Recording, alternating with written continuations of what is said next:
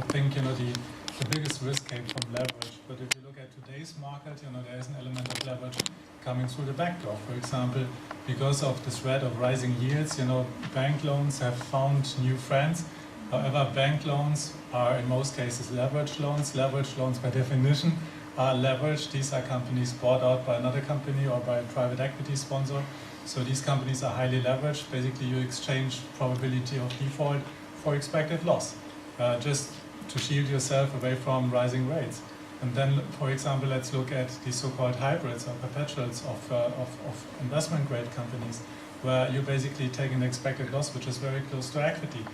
I don't want to say that these instruments are like crap. I think there are kind of a couple of instruments which are worthwhile to have a look, but you need to fully understand the risk profile. So if you think in terms of return and the expected loss you take, of course you need to consider probability of default and the loss given default. And for that reason, yield, the hunt for yield basically means that you need to come up with an assessment of your expectation where markets are moving. For example, bank loans. Bank loans these days are refinanced every 6 months, and all the time, the companies are negotiating even tougher terms, meaning that for the investor and leverage loans, the upside is absolutely capped.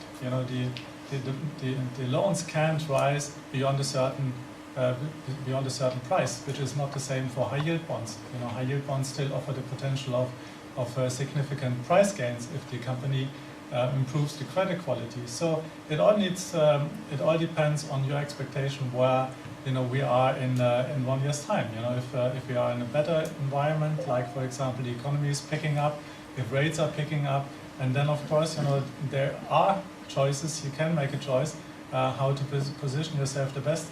Just as a last word, for example, if you just look at because of the threat of rising rates, the yields at the very short end have been basically diminished, meaning that on the other hand, because there's so much money moving into the short end, the steepness of the curve is quite significant, meaning that, for example, if you buy into 7-year assets and at the same time sell 5-year assets, meaning, for example, using credit default swaps, you basically create a forward, which in itself can yield about 2 to 3%, provided that the curve doesn't change, just because of the roll down effect. So there are opportunities for making some return without taking inappropriate risk.